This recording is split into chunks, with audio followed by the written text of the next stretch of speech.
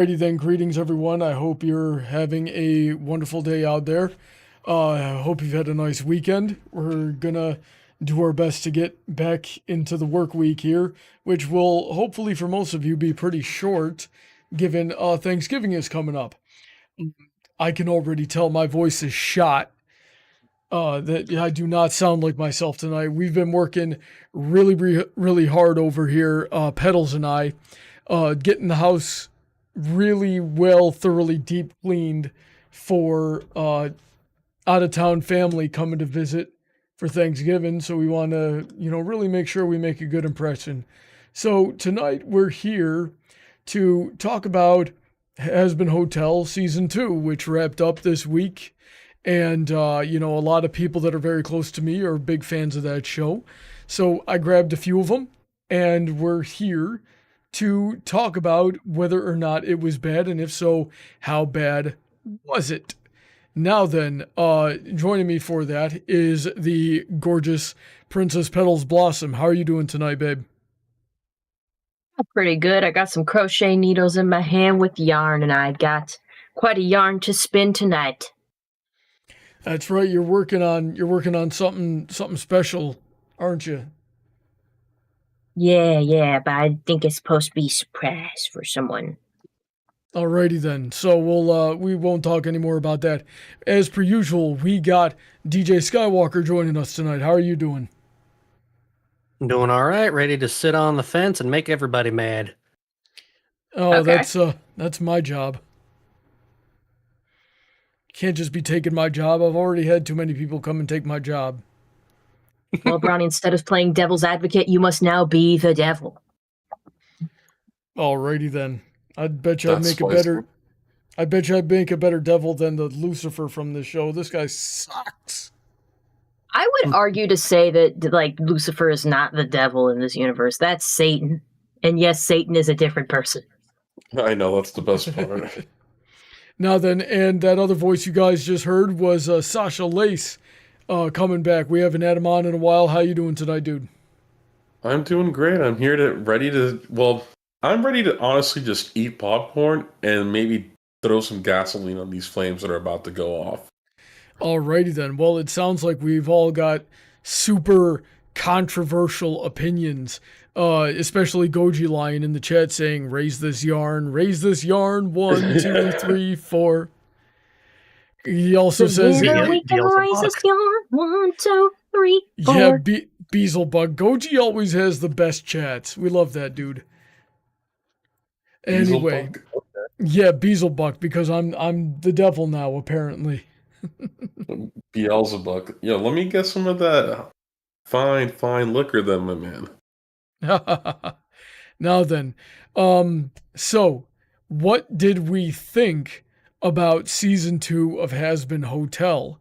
Let's start with probably the biggest fan of the show in this chat, which I would argue to be Petals.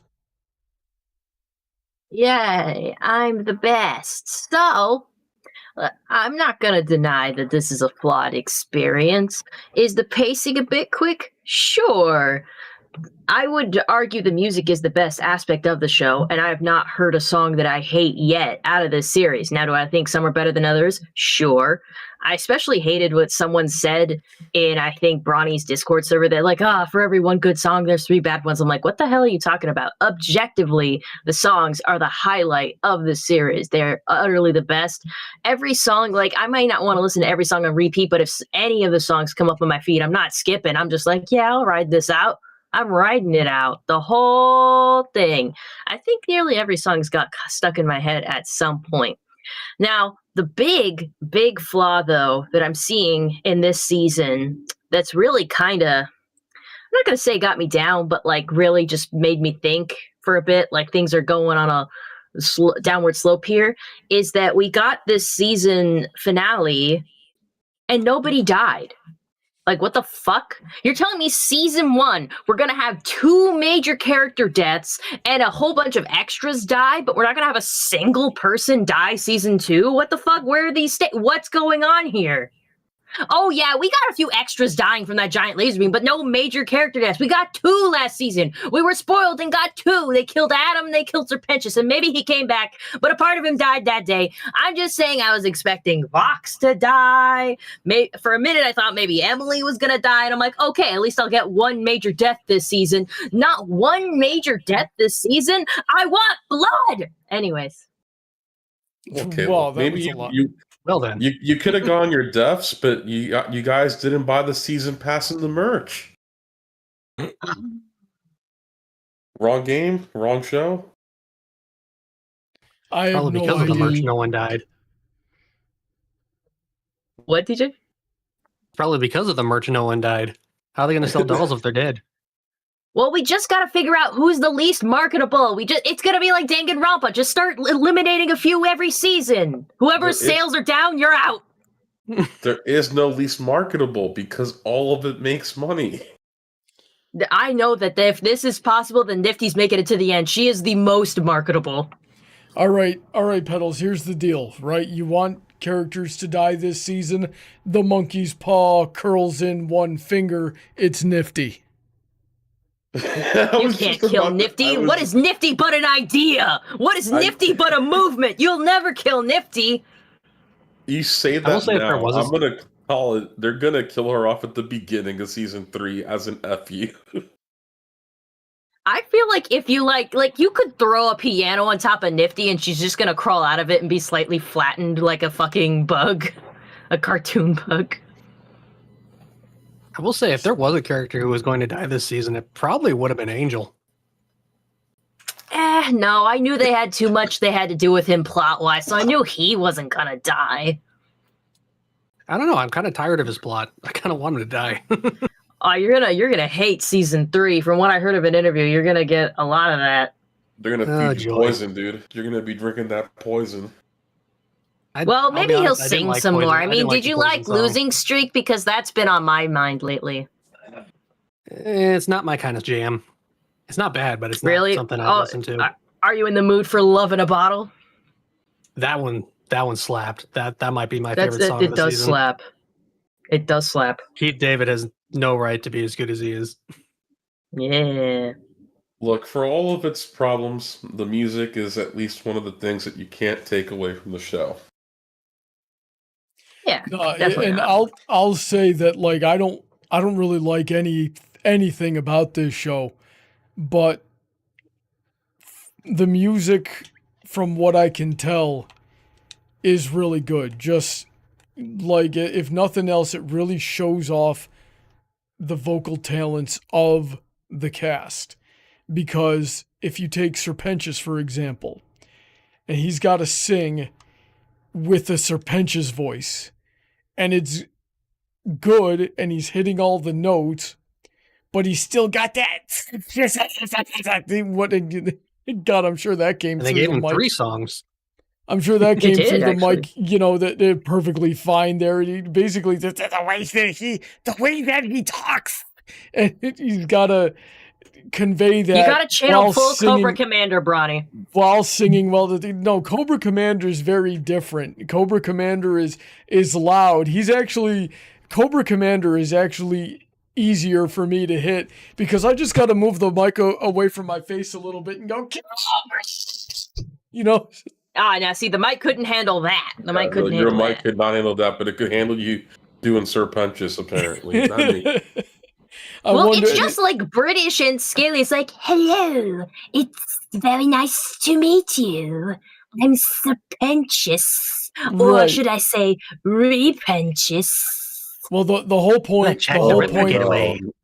the whole point cringe. is that like he was able to sing well while doing that voice. Same thing with Angel Dust, right? And because like what was the name of that song you've been listening to on repeat and pissing me off? It's Which one? Losing Streak. I'm assuming he means Angel's Girl song. Yeah. Yeah, well, really, she's had the whole freaking album on repeat for the last week. Sometimes multiple I can versions. enjoy myself. Yeah, you did enjoy yourself at the expense of others. So the Just you, so it's fine. Oh, So God. Ronnie's house just isn't going to be about full of say, Christmas music. It's going to be full of Hazbin if Hotel it's music. Brony, it's okay. Yeah, that's generally how it is. As long as it screws me over, that's been everybody's motto. But yeah. So yeah, that was like though that was some extremely impressive vocal range on that song. I don't like the subject matter. I don't like the character. I don't like the writing. I don't like the lyrics. But the fact that that dude was able to sing like that is extremely impressive to me. And you know, Petals and I had a funny interaction in the car the other day, right? And what I'm sure I'm going to misremember parts of this, Petals, so please correct me. But it was something we were listening to that song, and you were like, "Oh, I want to sing that song," and I'm like, I don't think you can hit those notes. And you went, well, he did it, then why can't I do it? And I said, well, it's because he's a much better singer than you. And she punched me in the face for that one. And he was driving, so I didn't care if we lived or died. Okay, first of all, that's bold. Number two, I really want to say something else, but I gotta not demonetize Brony. But that was What the frick do you mean? We were never monetized in the first place, and there's no censorship on my channel. Even if I was monetized, I care more about being honest than I do about the money. Just freaking say it. So pardon my French, but that was fucking reckless. Like, I love you to death, but what the fuck? I came out literally 6 months ago to you going, oh, Brony is everything. He is the sun that shines in my world. And now I'm hearing, this is the moment where I nearly got us killed. How the fuck did you do that? I have my highs and my lows, okay? Wow, okay, Joker. Fucking sorry. Oh, now we're judging me. We're judging Heather. Okay, I'm not judging you. I'm just telling you how it is. So okay, that is highly judging you. Yeah, I'm sorry. Petals, was that roughly how that conversation went? More or less. And then it devolved into why can't I sing it? And you're like, well, he's a soprano and you're an alto or something like that. And I'm like, I don't know what that means. And you're like, you don't know what an alto is? I'm like, no. Does it look like I went to music school? No, I got a degree in something that actually got me a job, you idiot.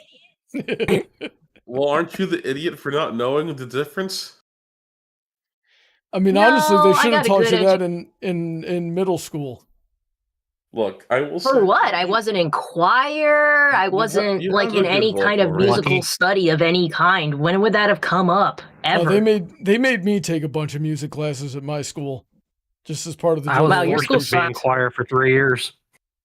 I hated it. Hated every second of it. You know, they didn't let me do those classes in school. I was like, quote unquote, smart or some bullshit. So they kept putting me in like honors English and AP chemistry, and it sucked ass. Oh, my school pulled the. You should have just had a house during the U.S. 2008 recession, aka you should already know how to play an instrument to join band. I'm like, but my tax dollars go to paying me to learn this, though.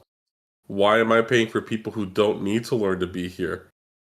Then the rest of the city went, wait a moment, we're paying for kids who didn't need to be there versus letting our children learn? Defund the program. That's literally what happened to the band program when people realized that they were being super selective and only letting in the quote-unquote gifted children play. And I'm like, they're gonna graduate, so then when they do, you're probably not gonna get a class as good as they were, and you're never gonna make it to like Busch Gardens to play there again. And sure enough, they haven't played at Busch Gardens in since I graduated high school in 2012. Yeah, but the point is that song was he was singing soprano for that, which is super high pitched male. And you are naturally an alto, which is low-pitched female, basically. I'm sure if Pony Cordero here were still here, he'd ream me for the oversimplification, which may or may not even be entirely accurate. But that's basically what the thing is there. And also, I don't even have to sing it the way he sings it. I can sing it a different way. That's how people do it all the time. They're like, well, I can't sing it like him, so I'll sing it my own way. So, Sasha, what did you think about Hazbin Hotel Season 2? I was very much hoping for it to be good. Yeah. I don't know. I just didn't really like it because I've come to feel like season 2 was kind of just a rethread of season 1, if that makes any sense. Sort of, but elaborate. Like, it just feels like a lot of the same beats that we hit in the first season were hit again here, but the only difference was Charlie is just a hot mess the whole season. I've never seen a main character be reduced to being the background character of their own show, because it felt like it just wasn't really that important what she was going through. You know what I mean? Like, in the writing, it just doesn't express itself that way. And She definitely I got also, less screen time on average than last season. But yeah, go ahead. yeah, the lack of screen time really didn't help. And I wanted some things to be resolved, like the whole thing with her mom, it literally goes nowhere. Because that little surprise at the end to me doesn't count as going anywhere. Interesting. So, I would say that, like, in comparison to season 1, from what I remember of season 1, it was roughly the same for Charlie. Last season, she was panicking the entire time, getting ready for the Angels to do, like, another. Like, they said, oh, we do this every year, but now we're gonna come back in 6 months and do it again, right? So she was panicking the entire time, getting ready for the Angels to show up, and and the problem that caused for that season in the story was that they completely sidelined everything that they were trying to do with the hotel, just for that. And then this one, she was constantly on the back foot trying to get the hotel a good name despite the interference of the V's. But yeah, just roughly acting the same exact way as she did in season 1. So I'm not really seeing that. And then, yeah, but I will say that they are hitting a lot of the same beats this season, doing roughly the same thing. But yeah, that's me half agreeing with you there. DJ, what did you think?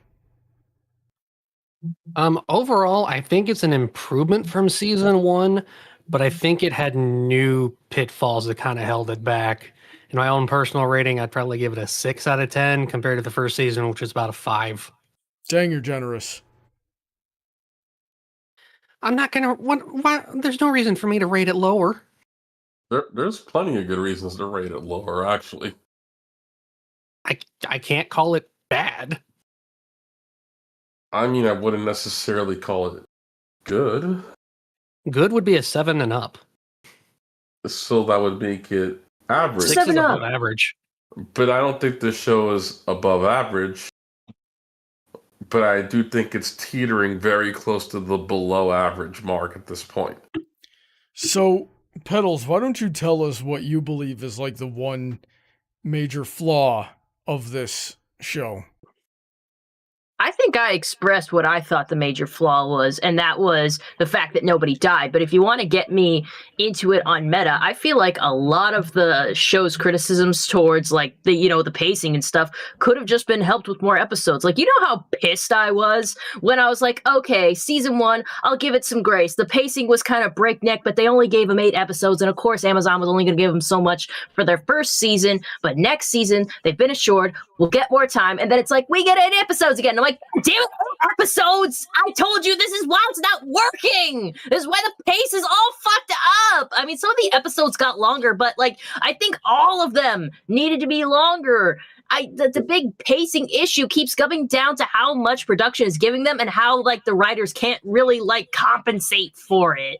Which is a pain in the ass. It's a pain in the ass because like it just takes somebody here being flexible. Though I gotta say, if I could like like freaking like attack a critique I keep seeing that's very annoying is that everyone's just like, someone's just got to go to VivziePop and rein her in. Someone's got to tell VivziePop what to do. Guys, you realize she is the creator. You can't just go up to them and tell them how to make their show. She has a team of writers. She has a lot of people who could be talking to her. And yes, she also has a company of above her that is kind of giving her like, hey, fucking hit these quotas and shit. There's already enough people telling VivziePop what to fucking do. There doesn't need to be more people telling her what to fucking do. If anything, we're gonna lose more of the vision this way.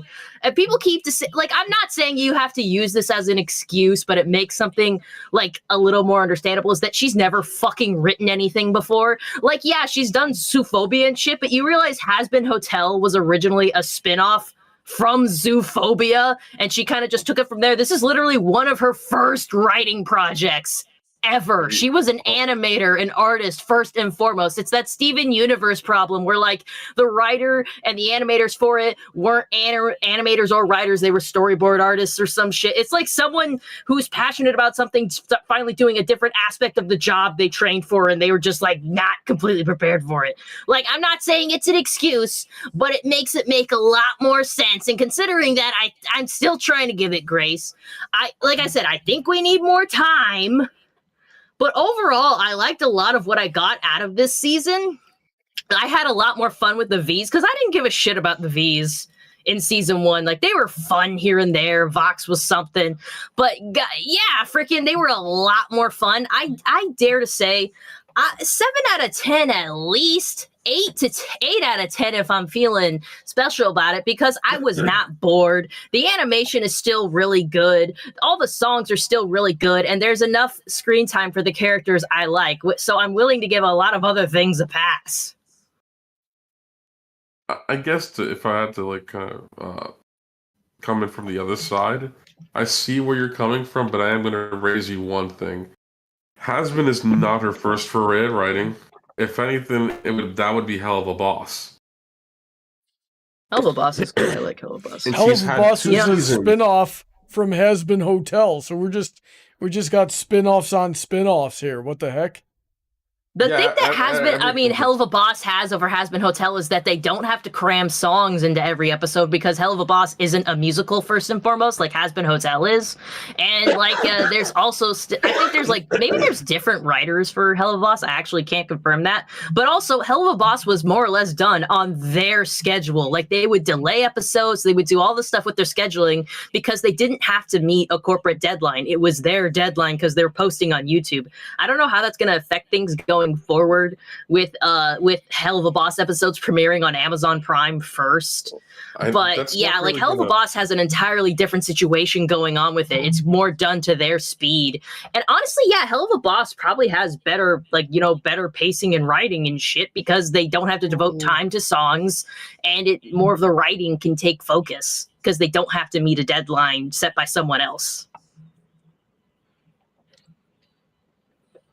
I mean, to be fair, that was the case, but all these seasons were pre-written years ago and never like edited further. Season. Are you talking about Hazbin Hotel or Hell of a Boss? Hell of a Boss. Hell of a Boss's third and fourth season are already written years ago. Yeah. And she also doesn't like to go back and like re-edit, which I don't know how to feel about that. But to answer one of your points about how Hazbin needed more episodes, that was going to be the case, but then the whole Hell of a Boss coming to Amazon happened. What does that have to do with it? Well, now that both shows are going to be handled by all the studios working on Hazbin, that took away resources to spend more time working on it, even though Hell of a Boss is further ahead. So I'm actually not really even sure why the focus was reshuffled. They really could have still focused on giving Hazbin more episodes, but I feel like they just want to see if they can maintain the viewership with as little episodes as possible, because even Invincible has the same problem where they need more episodes. But because the viewership has been so high, there's no incentive to make more episodes, which I don't understand the mentality there. There being a ton of viewers means you should be making more episodes. You should do longer seasons. You have the actual That justification of doing it.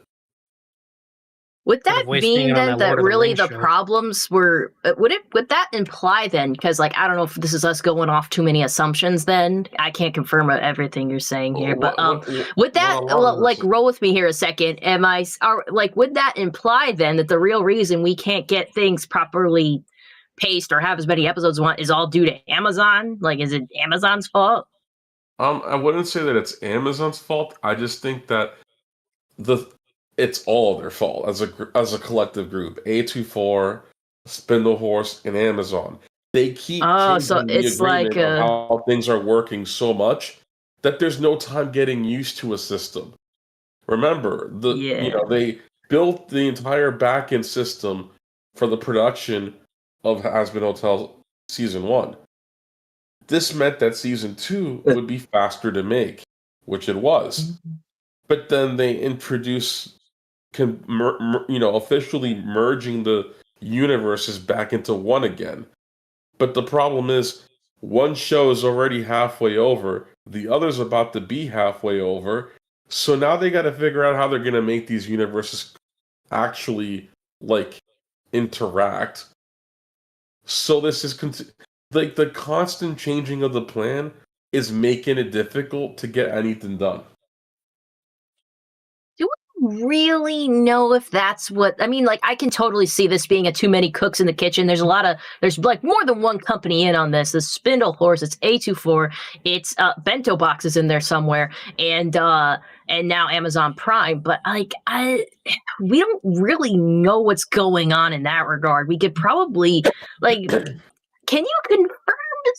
I mean, I'm sure you can't, because like it's not like anyone's in the room and saying yes, all of this is happening like directly to us with no filter at all.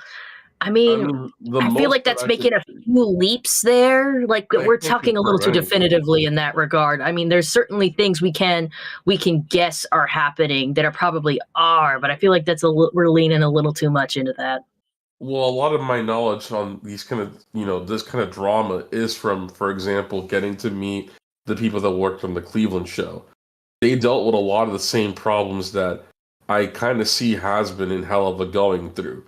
The plans keep changing. So, like, the problem is they were building the railroad and a train. But everyone keeps trying to decide where the station's going to be, forgetting they still have to build the railroad the train is going to be driving over. If you can't agree on anything, the train's going to run out of tracks. Yeah, okay. I think I see what you're getting at here. Like, it's a like, we might have too many, like, I mean, I guess I don't want to use the analogy like too many cooks in the kitchen with this, because like you have to have a lot of cooks for this kind of production, but I could kind of see how things could get kind of like all over the place. I mean, it's kind of annoying that we can't just say like, okay, it's just one company working on this one thing, because the one, like, it starts with Spindle Horse, but Spindle Horse can't do everything. It's primarily the animation and writing that Spindle Horse does. Someone else has to distribute all their shit to, a larger audience and help them merchandise and stuff like that. And you need other like partners for that kind of thing. So it's like some of this is necessary. So how do you even solve a problem like that, You can't. The only way to solve this problem would actually be to actually stop everything, go over everything, come up with a plan, and essentially just delay everything for a year so that you can actually figure out where things are going to go. Because, like, from my understanding, Spindle Horse is only responsible for the production. Bento is responsible for cleanup work and auxiliary work, meaning they're coming in and doing whatever the studio feels like they cannot handle in the budgeted amount of time. Then you have A24, who are also handling things like mixing, mastering, color grading, and a little bit of the marketing and promotional. And then you have Amazon handling the producing, the budgeting, all of the marketing, all of the main like distribution, along with all of their subsidiaries who are involved with doing localization of marketing materials, the show in other languages and in other parts of the world. There are just so many moving parts that just changing one thing changes too many other variables. I actually think the whole bringing Hell of a Boss in really shouldn't have even been on the table. Because after Vivzy dragged it out for years to then go, they're not going to be the same universe, it was better to just leave it at that. Because now everybody's trying to get back on track, but it's like, how are you going to get back on track when you have to now take Hell of a Boss? They had to take that show and rework its entire localization dub because it never got finished. To finish it out for season 1, finish it out for season 2, and prep all the work for season 3 while working on Hazbin. Like, there's just too much work. I think they're all biting off more than they can chew. I don't know, from the very first pilot of Hell of a Boss, there was Hazbin Hotel stuff in the background. Like, sure, kind of Easter eggy, but even as far back as like season 2 or 3, you were seeing, like, I remember when they were in the Lust Ring around season, I think it was still like early seasons, there was like a freaking literal poster of Angel Dust in the background. They were always the same universe. Hell of a Boss was the spinoff. I think it was debatable whether or not there would be an official crossover at any point. But, I don't know about that. But then let me ask you this: if this is all true and inevitable in any sense, how in the hell do we even get a good show? Well, you like, do what is it? You do what the shows have always done. You give them the time to the actual air time to make a good show. And if you don't believe that, like, if all you Amazon are willing to give is 8 episodes, then don't give them the show, because that's not enough for a story. Now, if all you're doing is pandering to theater kids and all they want is the music and the gay stuff, then maybe 8 episodes really is all you need, because this audience clearly does not care about anything related to a coherent story or likable characters. Well, theater kids wouldn't know what a likable character was if it freaking kicked them in the butt. But honestly, there are still, like, yeah, there's fans that, like, still love it, but I'm hearing too much of the fun. It was flawed, though. Like, I mean, I guess I'm a little hooked up to the Hazbin Hotel fandom stuff more than, especially more than Brony is. But yeah, it's pretty much a resounding, I liked it. A lot of problems. I liked it. Is the consensus here. Yeah, half random and crazy in the chat. Ever saying flawless. Half random and crazy in productions in the chat saying, "Isn't there a team on Hazbin and another team for Helva?" I believe that like in this, it's one studio that might have split off into 2 different teams to handle the 2 different shows. Kind of like how DreamWorks was making Shrek and the Prince of Egypt at the same time. Right, yeah, like that. There is a team and a B team at Spin the Horse, but the thing is, it's not strictly an A and B team. Some of the people on the B team were people from the A team who were assigned there to try to build talent and scope back up on the B side, but they still do work on Hazbin, interchangeably so, meaning there are 2 teams, but they both still have to do work on each other's shows. Right. So that I don't think that doesn't help. I don't think that this really affects the story. I think that I would assume rather that Hazbin has a writer's room where Vivzy the director is sitting down with everybody who's going to be on the writing staff and doing what they do at the beginning of a season, where they're planning it out. They've probably got a whiteboard or a cork board with all their bullet points of the story beats they want to hit in the season, and figuring out how to fill in the gaps from there, and then divvying up the work for however many people are going to write however many episodes. Hey, can anybody in the call or in the chat tell me real quick how many different writers were on this season? Right, and come again? I got you. Yeah. How many different writers?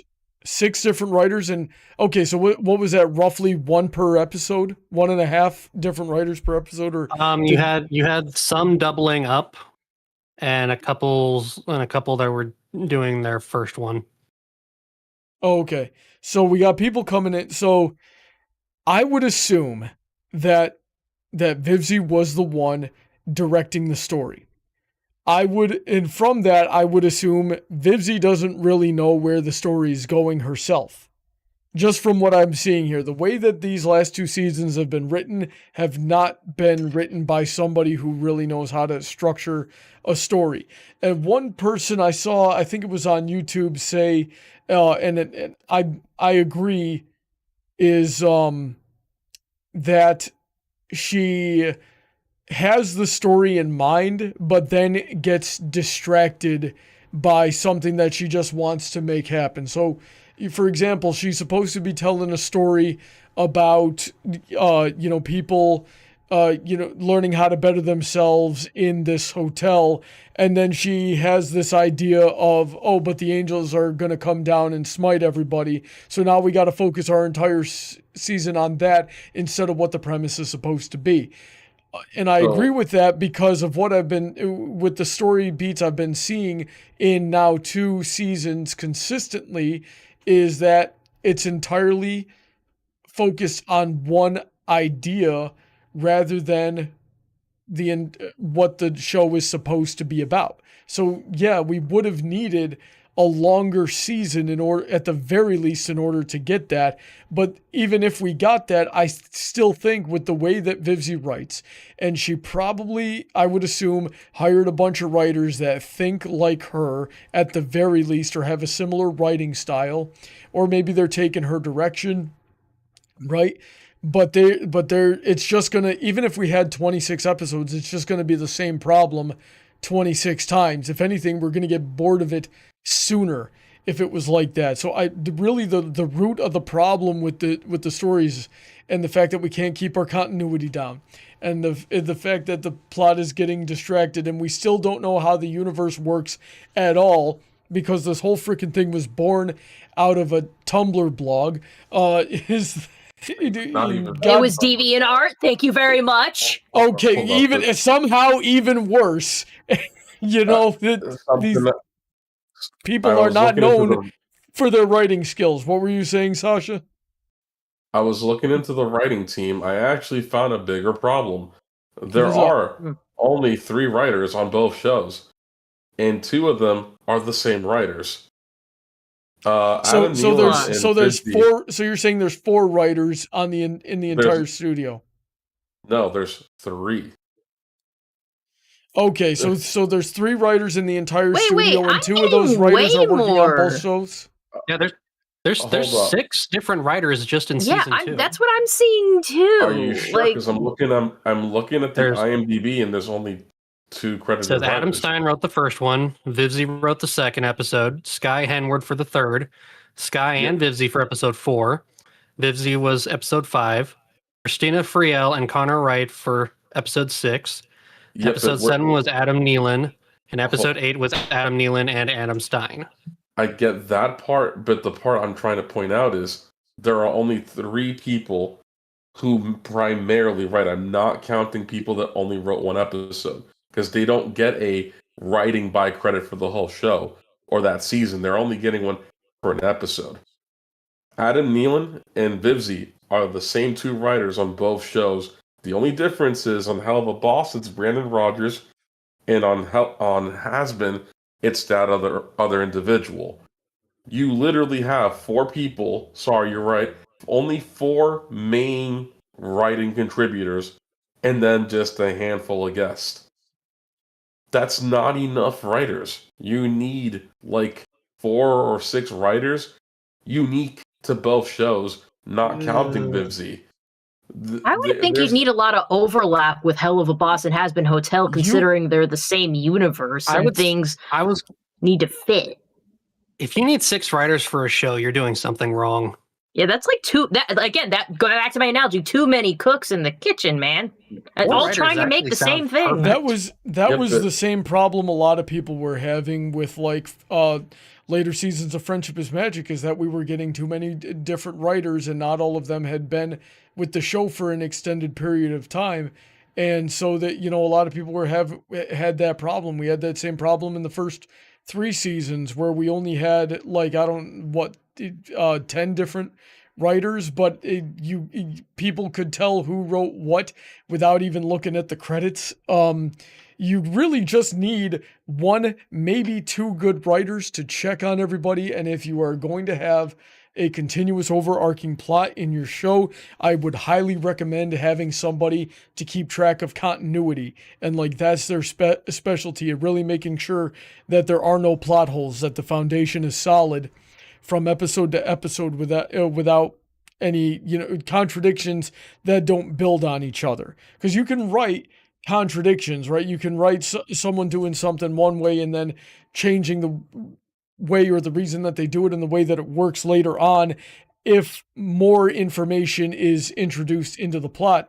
But if it's just randomly, hey, it was this way, but now it's this way for absolutely no reason, yeah, that's to avoid that type of thing. You want somebody on continuity. Gravity Falls had somebody on continuity, and look how good that show came out. That was freaking amazing. I do not think there's anyone who's responsible for continuity, strictly responsible for it. Right. So the point is that I was making is that all of these writers probably are either taking their directions from Vivzy, or they are of a similar writing style because people are going to tend to hire, people that are like-minded. So so that's where I think a lot of the problem is. I don't think they really have the writing chops to make this show good. I want to bring up a few things that I heard in a recent interview with Vivian Madrano, or Vivzy Pop, or whatever we want to call her. When was this interview released? Just to clarify, that it came out just this week, 4 days ago. Collider Ladies Night. They had Vivzy Pop on. It definitely wasn't filmed. It was actually filmed in the midst of the season. She talks a little bit about the writing process in there, and there were a few points I wanted to bring up. As for because we're going off of how there's multiple writers right now, so she does seem to have assignments for the writers. One I want to bring up in particular is that one of the writers on there, she specifically assigns to write things about the V's, because she's like, I enjoy writing small things about the V's, but this writer is in love with the V's. And I gotta say, the V's were a strong point of the season, and it's all due to that writer. She doesn't name them in there, but I'm pretty sure it's whoever writes the V-dominated episodes is going to be listed on those episodes. So she does seem to assign them according to strengths, because when you have a passion for writing a particular character, you're going to be pretty good at writing them. So that was something that was brought up. Also, something she does seem to have because when she got season 1, she clarified, when I got season 1, I wanted to leave it kind of cliffhangery, but it could have been just left there, because she didn't know if she was going to get all her seasons by the time season 1 was finished. She did, which is why it ended on the Lilith cliffhanger, because she's like, well, if I don't get to it, people at least get to see a snippet of Lilith. Hey, they did get to see it. Love the debates.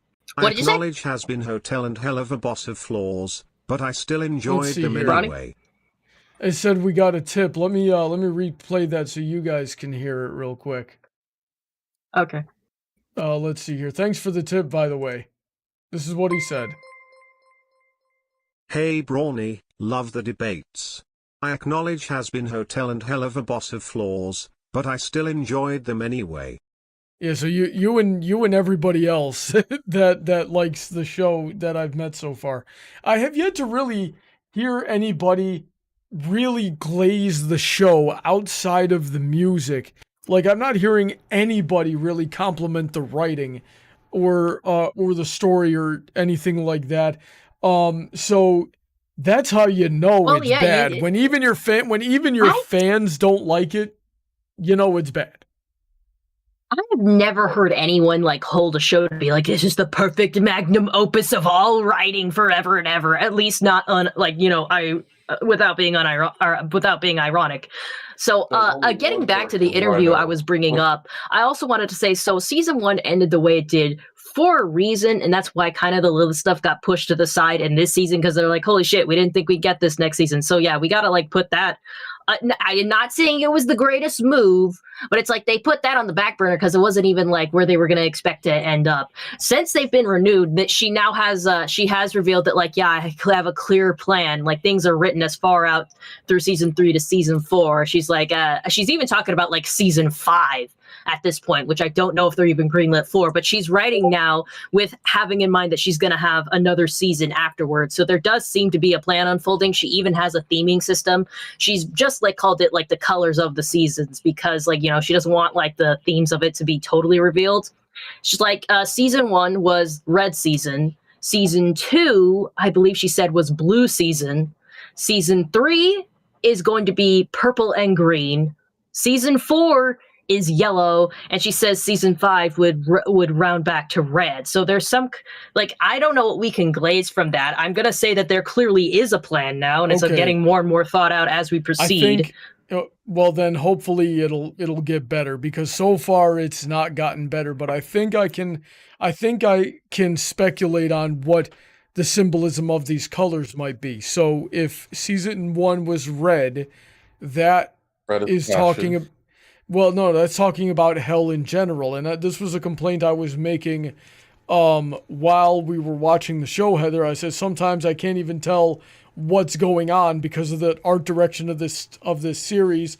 Everything is red, black, white with accents of yellow, and your characters are like that, and your foregrounds are like that, and your backgrounds are like that, and all your scenery is like that. Everything just bleeds together and makes it hard to see what's going on or differentiate these characters. But yeah, that's red. Hell the whole thing took place in hell with the exception of part of one episode. So that's red. What was this one? Blue? Well, the V's, especially, we got a lot of scenes. A good chunk of this season took place in V Tower, which was predominantly blue. And it had a lot to do with Vox. That is Vox's main color right there. Yes, and then she said season 3 is going to be purple and green, right? Well, that's Lilith. Every time we see Lilith, she's in some green sort of scenery wearing a purple dress. Then you said season 4 was going to be yellow. Heaven itself is mostly like yellow and pastel blues and things like that. And then season 5 would loop back to red, probably being hell. What do you think about that theory? I don't think that's a bad way to go about it. I could definitely see what you're saying. Now, I would argue because the next season she said purple and green. I want to say the purple, of course, would be Lilith because she's normally wearing purple, but the green is also the color of Alistair's magic. So I think there might be stuff going on more with Alistair next season as well. Just because she dared to point out like 2 opposing colors here. But that does give me some concerns for season 3 because then our focus is going to be in a lot of places because she did reveal the phone call that Charlie got at the end of the season was not another freaking ass pull but like before. Her mother literally did call her. So we are going to get Lilith next season. We definitely have to get more Angel Dust next season. And if Alistair is going to be like up in that fold as well, that means we're getting our because we're gonna have our attention split in 3 different directions, which is a bit of a challenge to deal with. Because as it was, like the focus of season 1, I think was like pretty like we were getting introduced to all the characters and stuff there, so there was already a lot of pull into different places. Season 2, I feel like it was a bit more focused. Like people complained that like Alistair kind of got sidelined in this season because they didn't really do anything outside antagonize Vox. The focus was primarily on Vox and Charlie having her little freaking spaz attacks. So that was a little more concentrated. But if we're getting ourselves pulled in 3 like very solid directions in season 3, I mean, I just hope they're prepared for it. Now, I don't have confidence that we're getting more episodes since that still hasn't happened, but we'll see. DJ, I haven't heard from you in a bit. What do you think of all this? I don't know. It kind of feels like Hazbin is taken too seriously sometimes. Or like Yeah, at this yeah, point, to you me, know. Hazbin is as much the same as the Fast and Furious movie. It's a spectacle. I'll get out the popcorn. I'll watch it maybe a couple times, but it doesn't leave much of an impact. That's really I interesting. think that music's a little too good to say it doesn't make an impact. The music's a little too good for that. I will say the But music this season especially has been really good, although I do have a critique on it in that Gravity should not have been in this season. Really? You think they should have saved it? Gravity was really good, Yeah. but it did absolutely nothing for this season because Lute was only in like It's 2 kinda- episodes to be a it- character. And You know, that's, that's I another might thing give- about the I might writing give you that they that. screwed up. That's another thing about the writing they screwed up is that whole thing of her hallucinating Adam that got dropped like a hot potato, and Abel No, it didn't. had it. It Abel hasn't been had dropped, his it's been pushed off. Abel had his Well, no, like entire she saw arc. the big hallucination. Abel had his entire arc literally in this collective span of a minute. In this whole season, he had I don't had think a he's few. had his arc.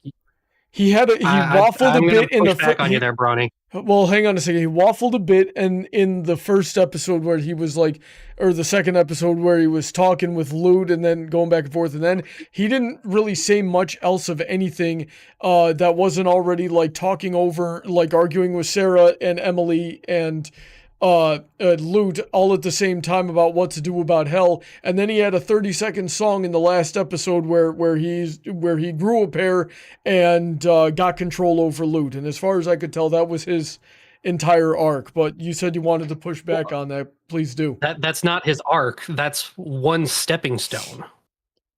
Yeah, like it's the beginning of the arc, Bronny. It's just barely started. And I would say the problem that they're doing here is that they're trying to sow seeds for stuff later, but the seeds are way too obvious. Also, we saw at the end of the finale, Lute is still seeing Adam. Yeah. He hasn't stopped seeing him. It hasn't been dropped. I guess I missed Yeah, that and like detail. that big hallucination during Abel's song was there too. And Abel is clearly still not sure of himself. He had one moment and he hasn't pushed past it yet. Let me stop you right there.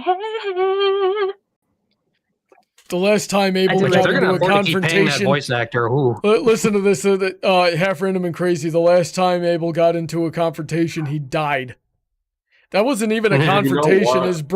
His brother snuck up Just- behind him with a rock. What a rock. Okay, can I just say it? I would die laughing if the opening of season 3 is Lute just putting the sword through his back and going, I am the fucking commander-in-chief of this army now. Basically pulling an Abel, like, just get out of my way, dude. You were useless the first time, you're useless the second time. Oh, come I on, had be said- real. I had said after we watched episode 1 of this season that if the writing in the show was any good, what they would do is by the end of the season, Lute would fall in a way similar to Lucifer himself, because she's incapable of seeing past her own pride and desire for revenge. That she's going to end up, rebelling against heaven herself just to try to get revenge and fall in the same way. But of course, like I said, that would have been if the writing was any good. So of course they didn't do that. Tiger Leaf in the chat Dude, saying it can still gravity. happen. Tiger Leaf in the chat saying gravity belongs in the season about as much as Stayed Gone belonged in the previous season. In both cases, they gave a song to a villain that I assume won't be relevant until the next season. Well, you gotta sow those seeds, girl. But they weren't really setting up Vox to be the enemy that season, so I give that one a little more leeway. Lute's song coming in the second episode was definitely seeming to set it up that Lute was going to play a bigger role this season, and it only ended up in the finale. So it's definitely something they should have staved off if they really wanted to commit to it. They should have left hints, like her seeing Adam, that could have been kept in, but Gravity should have been saved for when she's actually the big bad of the season. I would have said Well, let's just hope they come up with an even more epic song for it, because if they like match that energy or heighten it, I wouldn't mind. The sequel song is just going to be called Tragedy instead of Gravity. I mean, it's already in there.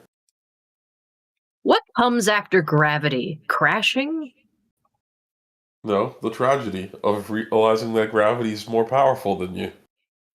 Tragedy, gravity.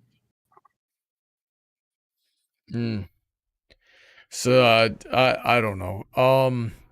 Do we have anything else we want to talk about before I go into audience participation? No, please, by all means. All right, let's see if I saw. I feel like I'd seen some other interesting chat. Oh, right at the beginning, Harriman said Brony's got an evil plan to teach everyone how to be better people and lead them back to God. So evil. Darth Vader was worried that religion was going to get talked about. You know something? I liked season 1 less because I couldn't help but compare it to like how I know that things are actually supposed to work biblically. And Yes. this year I did a little bit better at separating what separating the actual Bible from this, Christian hate fiction that is Hazbin Hotel. So, when things are not biblically accurate, I was actually able to separate it this time. So everything I'm talking about is not necessarily religion when I'm critiquing the story here.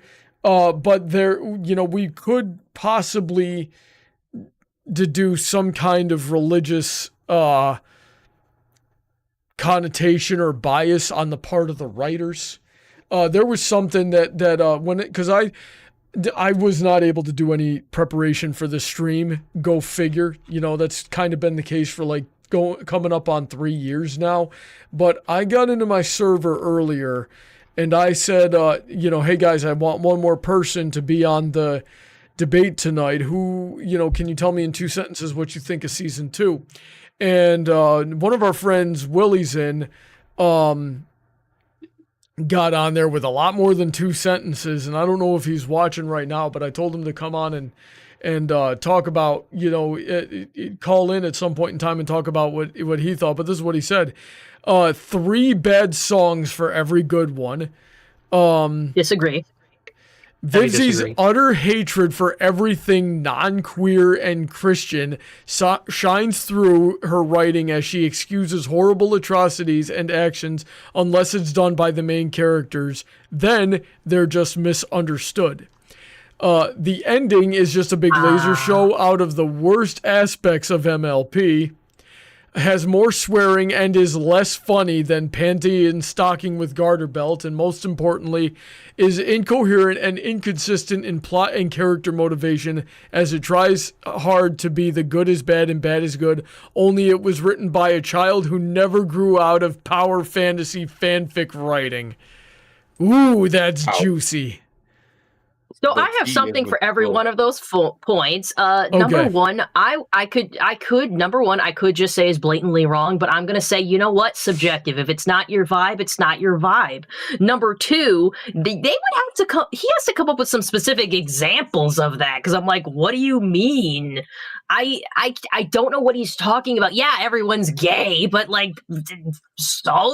Nifty's not gay actually. And I don't think Baxter's gay. That we know of, yeah. But it doesn't have to do with anything. To be fair, they are. So the third, I think the third one, he said cursing, but not as good as Panty and Stocking. Hey, why are you comparing to them? Okay, Panty and Stocking is hilarious, sure, but that's all they have to focus on. Panty and Stocking didn't care about plot. They have some banger background music, but they're not focused on the music. That Panty and Stocking might be a better comedy to you. It is still subjective, but I would argue the only reason it's a better comedy is that's because it's all it's supposed to be. That is all it's supposed to be. And Hazbin Hotel is trying to be a lot more things other than funny. But by the way, fuck you, I'm from Florida. It was very, very funny. And I believe the rest of the points kind of devolved into a tirade that I don't know exactly how to address. You do you. Wait, what does Florida have anything to do with anything? Do you not remember the joke? Oh, wait, yeah, sorry. Yeah, I was making a reference. I hope you enjoyed it as you recognized it. Thank you. I'm from freaking Florida. Yeah, as I, we stumbled on a. That was good. We stumbled on a clip. We stumbled on a clip later on. Apparently, the week that aired, the voice actor was at a convention. They asked him about it, and he said, "Oh, that line was improv because all of the worst Hispanics are from Florida." They're Cuban? Literally his words. I mean, well, yeah, there are a lot of Cubans. When freaking Valentino said that, he's like, I'm from freaking Florida, throws a thing. I'm like, oh my god, he's Cuban? He probably is. He probably is. Well, yeah, because the Cuban population is large. You actually have a lot less Mexicans than you do I was going to say Cubans. Cubans. One time I was at a Christmas party for work, and I was talking with the company's owner and his son, and just a couple of my other coworkers were there too, and the son had mentioned that he was going to college in Miami, and I said, "Oh, so how are you liking North Cuba so far?" And that joke almost killed like 3 people there. Good. Yeah, it's a population, bro. Yeah, Royal Paladin T on Twitch saying, can we all agree that Alistair was the best character this season? He had the best backstory, the best plan, the best fights. I'm not. I liked Alistair's human design, and I think I mostly just found it funny how he was just talking shit to Vox in his face, and Vox through some is such a stupid. Vox is smart in some ways, but when everything that comes to Alistair, he is a complete idiot, and it's fun to see him devolve into that. Just for Alistair saying you sound like a bitch, and Vox is like, I'll show you who's a bitch, and he cries. Alistair's my favorite character, so he'll always be the best. I did want to bring up something when you mentioned earlier, Brony, with the religion. I actually want to give Vivzy a little credit, is that she hasn't given God a character yet. It's clear he's part of this universe, but he's not a character, and I think that's actually the smartest thing they can do. From what I've heard, the speaker of God is as closest to God as she wants to get. She's like, God is so ethereal, I don't even really want to try that. I don't even think she's going to tackle Jesus in these shows. But Jesus is her I don't know cousin. if Jesus is a thing. Yo, Jesus is Charlie's cousin. She's the Antichrist, he's the Christ. Well, I need to see a family get together at least once. Okay, if Jesus is in this show, it's only supposed to be a cameo, guys. We can't afford Jesus for all 3 seasons left. Yeah, but it's like they sort of admit it themselves here, is that, and this is where the premise, when compared to the Christian religion, is really going to fall flat on its face, and there probably is no way to handle this properly, is that in order for morality to exist, and this is an objective universal truth, in order for morality to exist, God has to exist. Somebody to dictate what is moral and what is not, and then pass that down. The high-ranking angels in heaven in this show don't even know what qualifies somebody to get into heaven. All they know is that Adam was the first one to get into heaven, supposedly, and look the way he behaved and the way he acted. So and then Charlie brings up, hey, if angels can just act like this, and they can get into heaven, then what the heck is going on? What are these standards, right? Nobody knew the answer. And through the entirety of season 2, still nobody knows the answer of what gets somebody into heaven. So they're gonna need to actually explicitly tackle God and set the frickin' rules of this universe at some point in time here, if they want the story to be consistent at all, or not consistent, but if they want the story to make sense at all. But then they're gonna have to decide what is right and what is wrong objectively within the writing. And given that the show is the audience that the show is trying to pander to, and how Vivzy handles feedback online and the way that she interacts with fans, it's not going to end well, and there's no way to do it. So it's just I'm not looking forward to anything else. I don't think that'll be the only way they can tell that. There's other ways to tell it. I'm I not don't think you looking need to be forward that to strict with anything it. else from this franchise. I am pretty sure it's only going to get worse from here, and it was never any good to begin with. I hope it gets canceled so we don't have to suffer. Brony, it's already been greenlit for 4 seasons, and she has a 5-season plan. She only needs 1 more season. Well, I mean, only one more and a little bit more merch. I think she's gonna go for the infinite season glitch. Considering right is now, Hazbin season 2 Hotel has gonna like be the next 100% on- SpongeBob? Yes. Yeah! I hope SpongeBob goes to hell. Someone Who am I has to kidding? replace SpongeBob would never go to hell. Dude, SpongeBob is gonna go to super hell, double hell. No, Considering season SpongeBob's going 2's to rating heaven. is like 100%, Squidward's coming I'm to pretty sure it's gonna hell. get renewed again. Oh my god, that actually is such a funny concept in my head. Squidward goes to hell, goes to the Hazbin Hotel, and like SpongeBob is like a seraphim who comes with Emily. He's just like, "We'll help you redeem yourself, Squidward." And he's like, "I don't want to get redeemed anymore." And be around you bozos? No thanks. He probably would be just like, "Kill me with the angelic blade, send me to double hell. I cannot take this."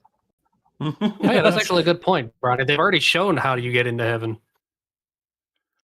Be mildly decent. You repent for the sin that got you there. You gotta repent and then you gotta die. Yeah, and then even then the way that they handled that was so stupid. Like, okay, so Sir Pentious, his sin that got him into hell was that he didn't report on Jack the Ripper when he saw that. How was He knew who the murderer was and allowed it to continue happening. I mean, yes, that makes you complicit. I don't know if that makes you complicit. The dude had an entire life, and this is what I was telling Heather when that episode aired, is like, that's not the only thing that would get you into hell. And he was always, you know, he always knew that was the wrong thing to do. So, and never really tried to justify it to himself that the thing that really should get you into hell is choosing the wrong when you know it to be wrong, but still believing it to be right because it's like convenient for you or what. I know that's a little bit of an oxymoron there, but do you sort of follow what Isn't that still what he did though? I don't get it. Wrong, actually, even though he knew it was wrong. He knew it was wrong not to say anything or to report it. Like, that's a choice to not say anything. Yeah, but what I'm saying is he still felt sorry about it. So like knowing it's wrong and still not being sorry, that's the point that I'm making here. That is what really would do it. Not, I mean, he's sorry now that he's in heaven, but like we don't know if he ever felt sorry about it before. It looked like he when he was alive. It looked like he did. You mean in hindsight, after he's been redeemed? From what we were seeing in the flashbacks, it looked like he knew that he messed up and always felt bad about it. Well, I think you gotta prove that you're sorry, because it's easy to be like, man, I'm sorry I did that thing, but like you gotta like prove it through action. And I think what got him into hell was the fact that his inaction, you know, like I mean, I'm not the expert on Christianity, but I mean, if I were the divine being and he just like could have stopped like 5 murders just by talking to the authorities saying, hey, I witnessed this dude who, like he said, it was a client. He knew who the dude was. He knew what his address. He could have pointed them. There would have been evidence. If you guys remember anything about like the fucking Jack the Ripper cases, there was a lot of stuff left behind pretty sloppy. So I'm pretty sure they would have been able to convict this guy. I would be like, yeah, that's really fucked up, bro. Really fucked up. You did that. You kind of do deserve hell. And let's also remember he was an inventor in this time, and when he got into hell, he got into inventing weapons. I doubt that's where it started. So it could have also been like, hey, you made weapons that kill people. I mean, you can argue the morality of that. Well, then you need to show that in the story. They did. Well, I'm just saying, That's what on the we're telling Jack the you. Ripper stuff alone, I would have said, yeah, he totally deserves to be in hell. He needs to prove not only are you sorry, but you're able to not repeat the same mistake. You're not going to sit there and not do anything just because you're afraid, or because like if you know what the right thing is to do. I'd say you making the choice not to do it is a choice to do evil. In this, if I'm talking in extremes here, he made the choice to do the wrong thing. But now we need to see that he is able to make the right choice. And because he was able to make the right choice, now he can go to heaven. Also, you probably, since it is hell, you can only die by angelic means. So technically it's like an angel redeeming them. Yeah, kind of. I just I don't know, Brony, the way you say it, it just doesn't make any sense to me. How is deciding I am not going to report a murder not a bad enough thing to get you into hell? What does get you into hell at this point? The V's, right? Or Vox specifically. Alistair is another one, right? Just taking pleasure in knowing that it's the wrong thing to do. Or believing that you are, or believing that you're above it. Didn't. That's what I'm. If I killed someone but I didn't like it, we actually see as Angel Dust kills someone and doesn't enjoy it, and he's in hell. But by your definition, if he didn't enjoy, we don't know how it happened. But if you killed someone, but it was for you weren't happy to do it, but you had to do it. What then? Do you still go to hell? Do you go to heaven? But the Angel Dust point plays more into what I was saying. He lived his entire life probably doing the same thing he's doing in hell. So it ends up, so it still doesn't make any sense the way that they're handling it. Sin of Sloth. That's what it was. Mistech Master 33541 says sin of sloth, being sorry doesn't make up for it. It's the sin of inaction, which I could kind of see. Sloth doesn't necessarily mean you're lazy. It does also sometimes mean you just don't make the moves, take no initiative. Well, I have run out of things to say. Did you guys see anything in the chat you wanted to tackle before we sign off? No. No. I think I've made Paladin my point. had one more question. Here's a heavy question. Do you guys think Angel killed his father for a good reason, like most of the fans, or do you think he killed him for money and power? I'm gonna say it was a crime of passion. He was probably arguing with his father. It definitely couldn't have been an accident because a murder is something done with purpose. But I'm willing to believe crime of passion, probably arguing with his father to get out into the business and doing what he thought he had to do to get out of it. I'm gonna say we know his sister. We know Angel's sister is in heaven, so I'm headcaning that he killed him in relation to her. Keep her innocent. It remains to be seen. I don't have reason to believe that, though. Because, but if he was killing, to save his sister or something, you think that'd be enough to go to heaven. It's complicated. It is complicated. This is why the angels don't know how it works. It would depend on the whole reasoning. I'm just thinking that it could be in some relation, because, we've had that detail since season 1, and they should follow up on it at some point. Pentious should meet her and carry the message through Emily. Yeah, he's at least passed by her a couple times. Maybe that'll be how it happens. He'll be oh yes, my friend Angel Dust, and she's well, she won't know that name. She'll only know his human name. She won't know who Angel Dust is. Well, it could probably be he sees her and thinks it's Angel somehow having gotten there, and maybe that's how they start talking. So what, they're twins? You saw They're someone Irish who looks twins? like me? Oh yeah, I believe not Irish twins, but I hear that they are actually twins, but fraternal twins, of course.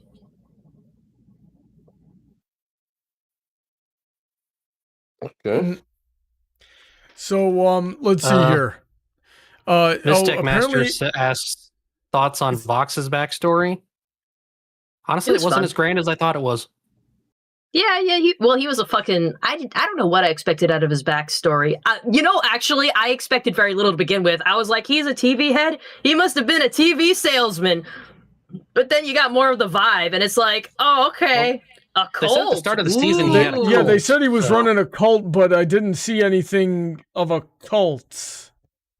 Well, he's not the one that said cult. Val said it, and he's like, hey, you could call it that, but I called it a movement. And at the end of his song, Brighter, he did kind of have a group of people like, guys, the network, guys, and then everyone died. All the people he was hiring and probably leading on. It was like, probably what they're same thing they were doing in Hell's, just bringing people up to eventually be thrown aside. Harriman said, Harriman said, Jesus, quote, hypothetically quoting Jesus here, God would forgive all of you if you just turned away from your sin and came back to God. Hazbin Hotel cast responds, yeah, so we're just going to ignore that and do whatever we want. Paladin said, I've not seen them do that. Paladin said, how many of you were surprised that Nifty is an overlord? I missed that detail while we were watching. Is that true?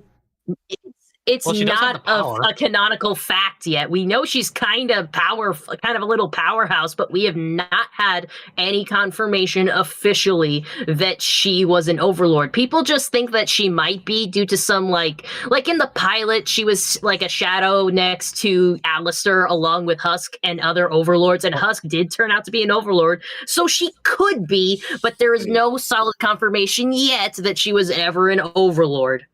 Well, only the overlords, an angel, and Princess of Hell were able to use lasers and Nifty at the end, the finale. Yeah, overlords, Nifty, angels. Yeah, so Nifty may be something different from an overlord. I'll be willing to give it, but it seemed like she may also have been one. She's a little powerhouse. But it seems like she probably would have hated it. Maybe it's like a title. Oh, wait, yeah, I guess you're right, because I said angels. I said angels, but it was just Seraphim because Vaggie wasn't able to do it. So it's not even like ordinary angel stuff. So it's Seraphims and overlords. What did I call her? Seraphim. That's the other girl. No. She is a Seraphim angel. Like Sarah is Sarah's name, but she is also a Seraphim.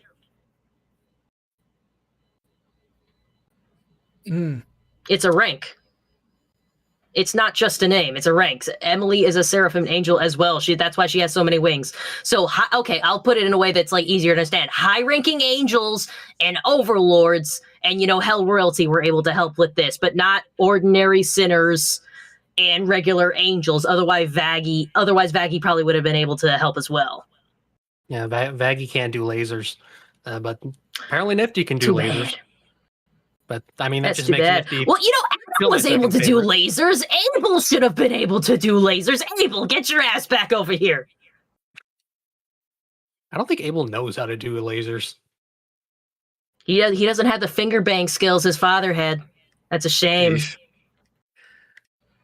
And to be fair, what Brony brought up earlier, we don't know that Adam was like that at the start.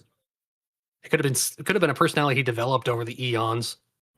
Oh yeah, I mean, like friggin', what has he had? Like decades, maybe thousands of years to just chill out in heaven and become very entitled. So maybe he was kind of like a chill dude in life.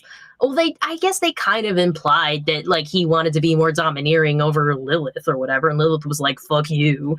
But he could have been more chill, and that's how he got in heaven. Though I try to give Adam the grace that he is the first man. Meaning he was the rough draft for what a man is supposed to be, which would explain why he's so flawed. Because when has a rough draft ever just been good from the start? Of course he had all these fucking character flaws and shit. Let's see here. Goji Lion says, moral of the story is Helliverse is for suckers, but not you, Petals. You're the exception. Stop flirting with my wife. Exception? Stop flirting with my wife. Wait. Everyone always says that. In Helliva, is Adam the first human in heaven? Yes. Yeah. They said he was. Didn't Abel die before him?